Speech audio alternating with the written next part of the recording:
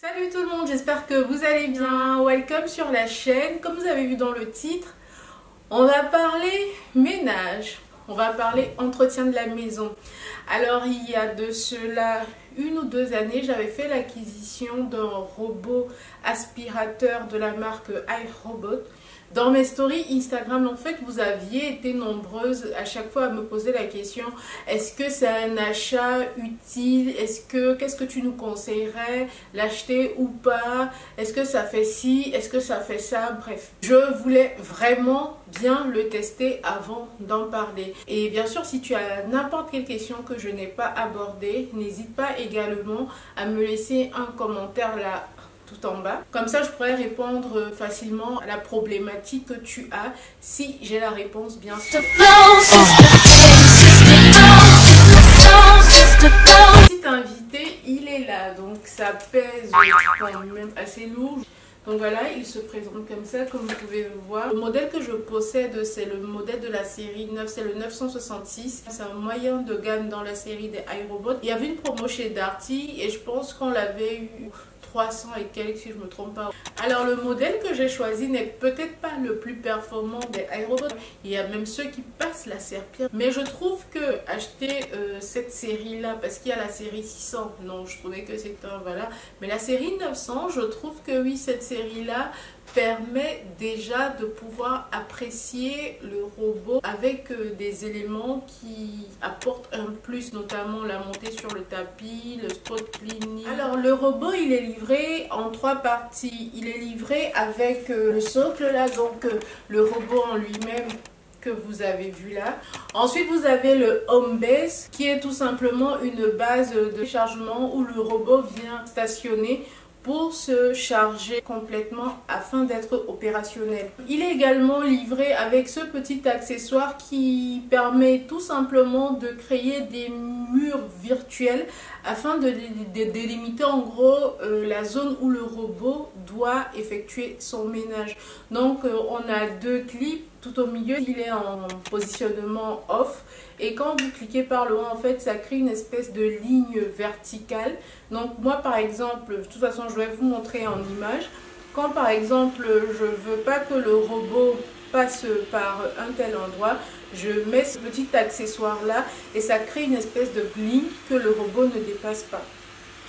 Et quand je vais vers le bas, en fait, en gros, le robot évite en fait une zone circulaire. Donc, vous voyez, ça peut être par exemple un coin où vous avez une zone circulaire. Donc, du coup, dans cette zone-là non plus, il ne va pas. Donc, c'est vraiment une espèce de mur virtuel qui permet au robot d'effectuer des tâches sans pour autant atteindre ces zones-là. Présentation en détail de notre robot. Le dessus du robot est composé de 3 boutons. Le premier bouton, c'est le bouton central. C'est un bouton pour lancer tout simplement le nettoyage.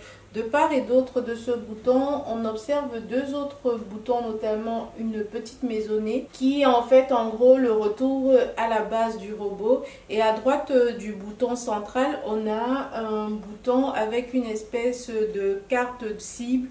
Et en fait ici qui déclenche le mode spot qui est en fait un nettoyage ciblé du robot. Outre ces 3 boutons là, on a des voyants lumineux. On a celui qui nous indique la batterie du robot en cas de batterie faible. On a celui qui nous indique en fait en gros si le robot il est plein ou pas, donc à savoir si on doit vider ou non le bac. Et on a également le voyant Wi-Fi qui permet de voir si ou non le robot est en mode Wi-Fi, par exemple avec le Wi-Fi, la DSL de chez vous. Le dessous du robot, on a un bac qu'il faut vider soi-même. Alors je le précise tout simplement parce qu'aujourd'hui il y a des Roomba qui se vident tout seul.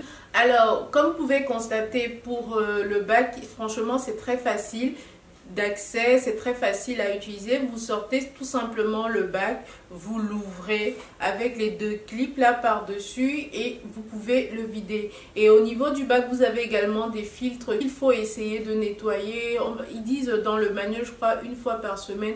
Bon, en gros, moi, je vous avouerai que je ne le fais pas forcément 1 fois par semaine. Je peux le faire 1 fois toutes les 2 semaines.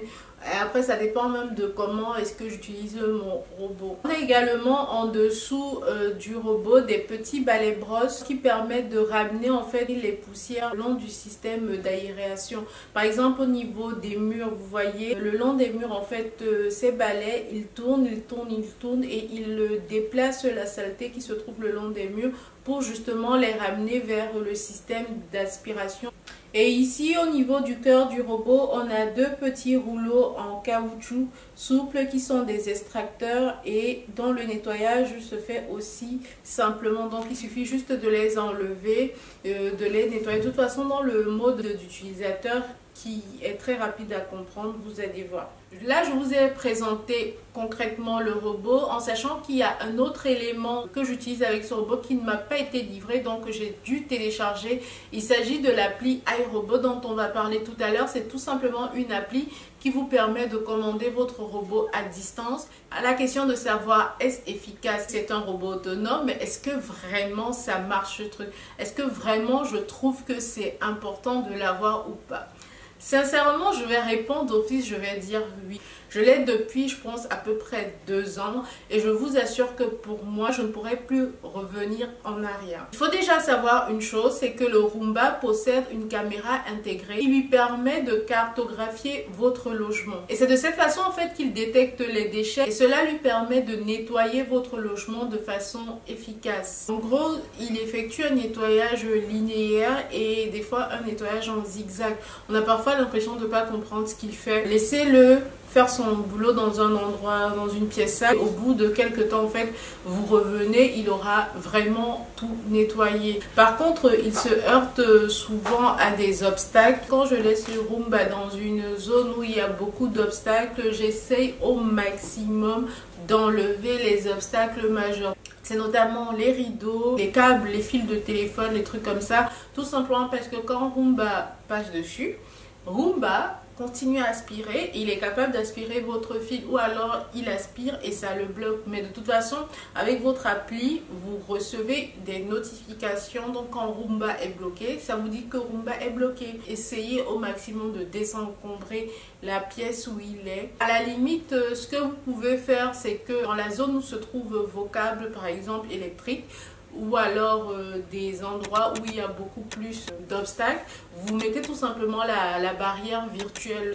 à ce niveau-là et Roomba n'ira pas à cet endroit. Donc vous, ça vous permet d'effectuer une autre tâche dans une autre pièce tranquillement ou de faire une toute autre activité qui n'a rien à voir avec le ménage sans vous préoccuper de Roomba. Et cette même caméra lui permet également de détecter, par exemple, comme vous savez, quand vous avez des escaliers chez vous, donc en fait Roomba voit que c'est le vide, il ne peut pas passer, donc du coup ce qu'il fait, c'est qu'il s'arrête.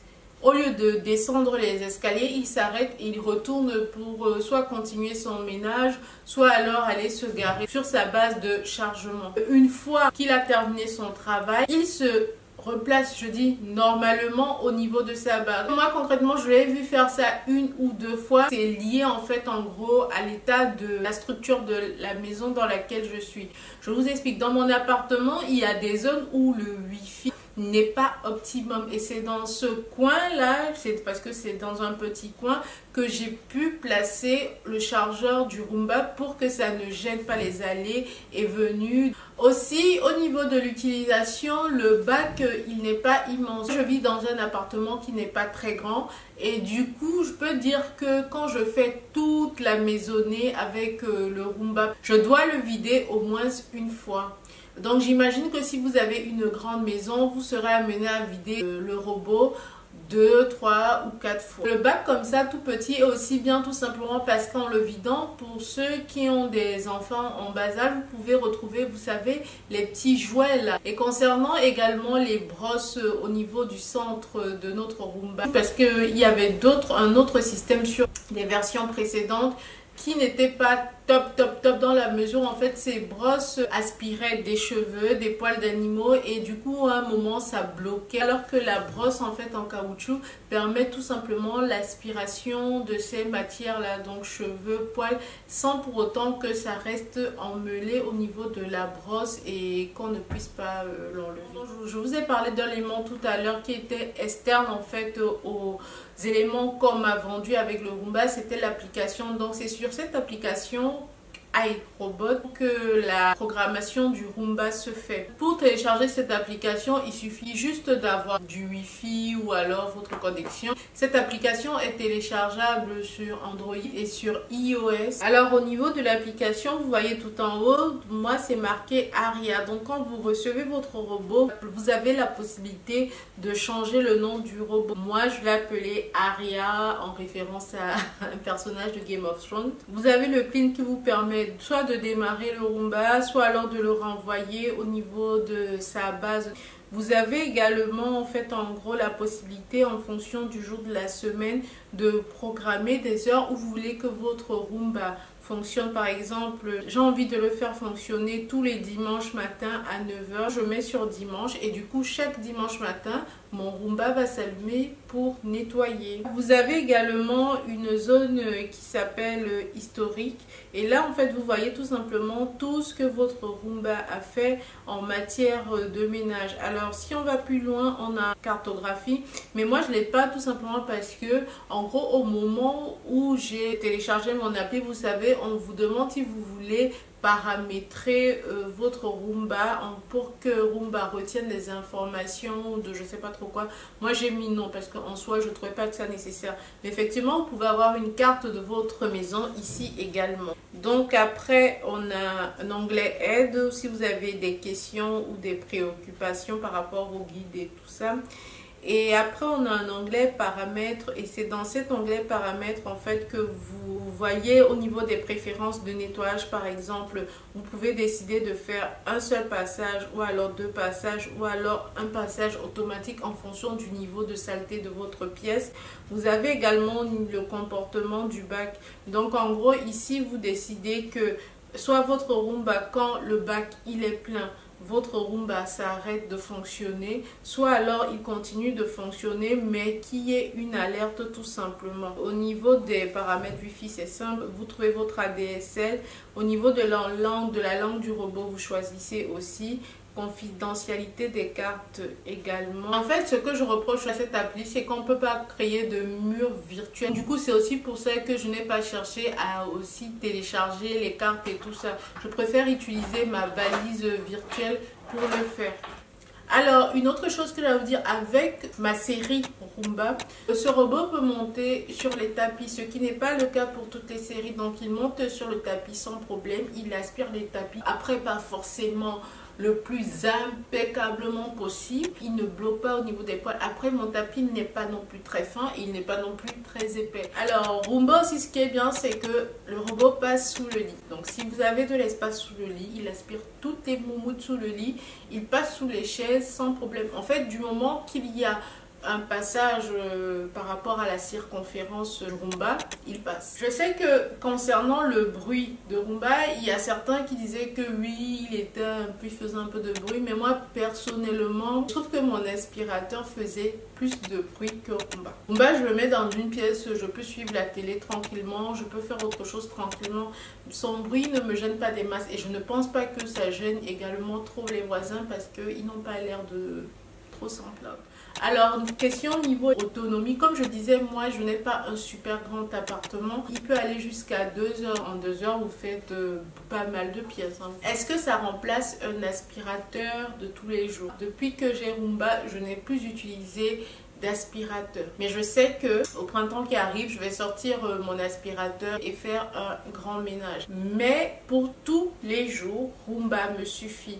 Effectivement, il ne fait pas forcément tous les recoins. Ce que je fais généralement quand j'ai un recoin visible qui me perturbe, je prends mon balai, je tire juste en fait pour permettre à Roomba de voir la saleté et c'est bon. Et puis quand vous mangez par exemple sur la table, il y a des miettes, des trucs comme ça et vous ne voulez pas forcément passer le balai, passer en dessous de la table, vous sortez votre Roomba. Là, vous ne le mettez pas en mode normal, vous le mettez en mode spot cleaning.